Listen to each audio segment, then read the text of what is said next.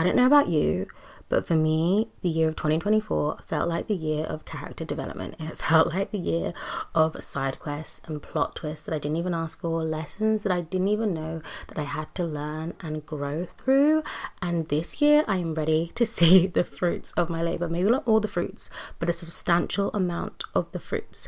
And that is what this video is going to help us do. The process is going to be so simple. Everything I shared today, I have painstakingly designed to give away to you for free. So to get started, you're going to need the free Notion template, which is in the link below or on my website. You're probably going to want a little snack. I've got a cute little drink, my favorite drink, a matcha here. You're going to want your growth mindset, so go and grab them. Go grab your future goals, that's great. And also some brutal honesty. You're going to need that. That's a non-negotiable for today. I feel like for me on social media, I've been seeing a lot about becoming and becoming the version of you that you want to be. But this year is about being, okay? By the end of this video, you will have learned to set realistic and achievable goals so that by the end of 2025, you will be that version of yourself that you want to be. And this isn't just about writing things down and putting them away until, the end of the year. It's about building systems that work for you, no matter where you're starting, to actually achieve the things that you want to achieve. You might be wondering, who on earth is this girl just yapping away? Well, my name is Ruth and I am the founder of 2 sustainable companies, one of which is a creative agency, which essentially allows me to be a full-time digital nomad. I get to work with so many purpose-driven brands and on purpose-driven projects because it aligns my values, and I honestly owe that all to manifestation and goal setting and visualization. That is my bag. I have spent years and years testing this. I have made vision boards based on my goals for years on end, and every year it comes true. So I had a thought, what is up with this gatekeeping mentality? I must share it with the general people, or for anyone who wants it, and maybe they can also achieve their goals in the way that I have to. So before we plan forward, we must always take time to sit back and reflect on the year that we've had or where we've just come from, and this will set the foundation for where we are planning to go. So this is where we start in the process. We look at what worked, what didn't work, why these things did not work. We look at how we grew, what we learned. And this isn't just about looking back. It's about assessing our patterns and our habits and kind of figuring out what hurt us and what helped us on our journey, so that in the year to come, we can do better, we can plan better, and we can actually achieve the things that we want to achieve. So in our 2024 review, we look at what we achieved this year and habits and systems that worked for you. We look at the challenges and the roadblocks and how you can address them in the new coming year of 2025.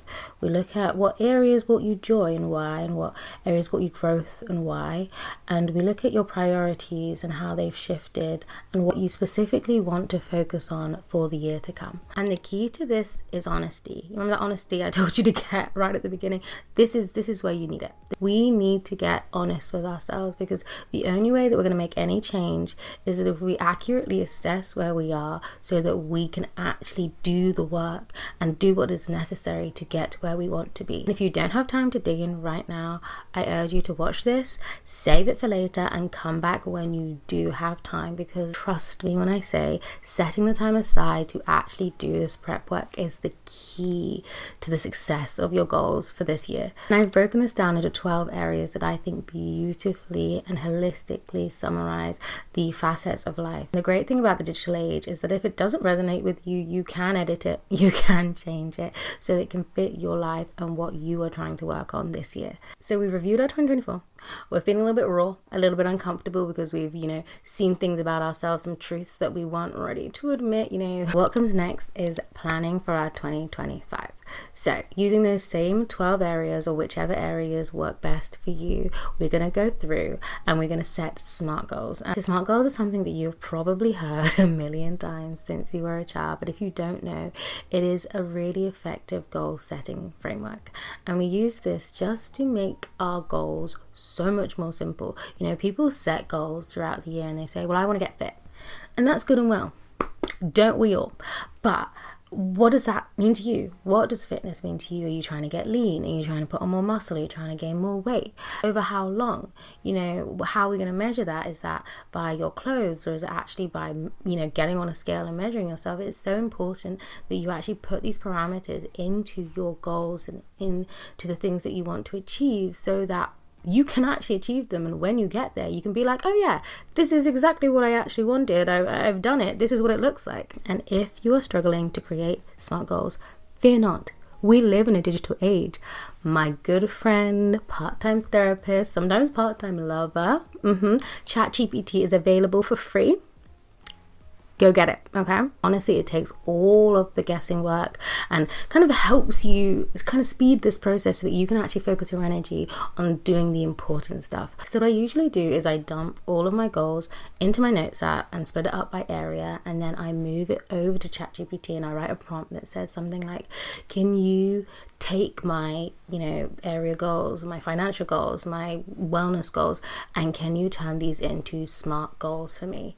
And the important thing about ChatGPT is it is AI, it is a computer, it will do what it's told. So if you tell it to be specific, it will be specific. But also you have to remember, you have your own agency, you are able to think. So if it does not resonate with you, do not just copy and paste it and be like, yeah, that's a SMART goal.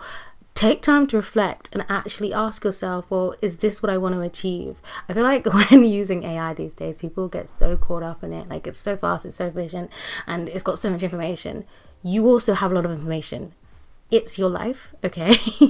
You can use that context to kind of refine it and make sure it actually works for you. So you're on a roll, okay? You set your SMART goals for all of the areas that matter to you in 2025. What next? It's affirmation time, okay? Affirmations are like little mini verbal cheerleaders that help you along the way. And what I really love about affirmations is often when you set goals, they're new and they're out of your comfort zone and you don't know how to reach them. And, you're pushing yourself that degree further, and just having that little extra support, even just verbally, and a little extra reminder and boost to help you get there, honestly makes so much difference. But when you're setting affirmations, you need to be so aware that a lot of the things that we say to ourselves daily without noticing can actually interfere with it. So for example, let's use health, wellness and fitness again. If you write an affirmation that says, I love my body and I am strong, that's fine. But often we have these beliefs within ourselves that contradict that, and actually are saying to ourselves repeatedly in ways that we don't even realize we're actually not strong and we actually don't love our bodies. So the easiest way to do this is, again, get our good friend, good old chat, and just type in the affirmations that resonate with you. And if you say it out loud and you're like, yes, I do love my body, this is good, and you're sure about that, write it down. That's fine. But if you don't, pop it in and just type in like, what could be the limiting beliefs behind this? And often you find that the things that you think are the things that are stopping you from actually believing these affirmations. So the body one could often be like, my worth is tied to how I look, or I don't feel beautiful unless I look a certain way. And those are actually negating what is going on with the affirmation, and therefore it doesn't actually work. So yeah, there is a section for this in the Notion template right under the affirmation where you can actually look at your limiting beliefs, and that will encourage you to challenge them so that you can actually believe in the affirmation. Setting yearly goals is an overwhelming process. I'm not going to BS you, it just is, okay? But breaking them down into smaller steps makes it so much more manageable. And the way that I like to do it is I like to actually set my goals quarterly. This allows us to do consistent check-ins at the end of each quarter and to actually assess what is and what isn't working for us. And the great thing about doing these quarterly check-ins is if it's not working, we've got 2 other chances to make it work, okay? And if you're struggling to break these down into quarterly goals, I urge you to get back in contact with our good old friend ChatGPT and get it to do it for you. So say something like, by the end of 2025, I'd like to achieve said goals and put the goals there in this area. Can you please help me break this down into 3-month chunks? To take it one step further, what I like to do is I like to plan my weeks. Only for the first quarter, remember, only for the first quarter, not to overwhelm ourselves. I like to see what these goals look like on a week-to-week basis. And I do this because life is life. And if I set a schedule day to day, I know myself. I'll be hard on myself for if I'm having a bad day, I'm not able to achieve it, or maybe it feels unattainable. And honestly, things just happen. And when you plan it week by week, it adds flexibility, and it takes the pressure off a little bit. And so it just feels like these goals are less of a chore that you have to do on a day-to-day basis, and it kind of allows you to incorporate it into the flow of life. So if you're struggling to break this down weekly, get on to our good friend ChatGPT. Honestly, you should have it like bookmarked at this point, and just type in create a weekly timetable for January based on my goals for said area.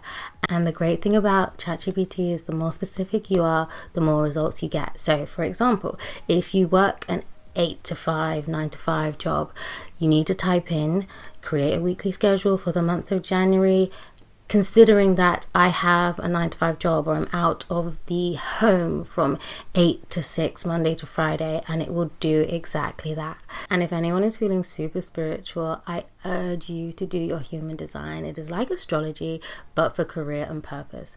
And it gives you information as to how to make decisions and move through life, and the environments in which you feel most productive, and a bunch of other stuff is just really, really helpful, especially when you're setting goals from a manifestation kind of lens. For example, I'm a generator, and I'm supposed to make decisions based on my intuition. And the moment I started implementing these things into my life, it was honestly a game changer. So if you're feeling extra spiritual, I'll leave a couple links in the bio below. So we've reached the end of this planning and strategizing for 2025, and I am so proud of you.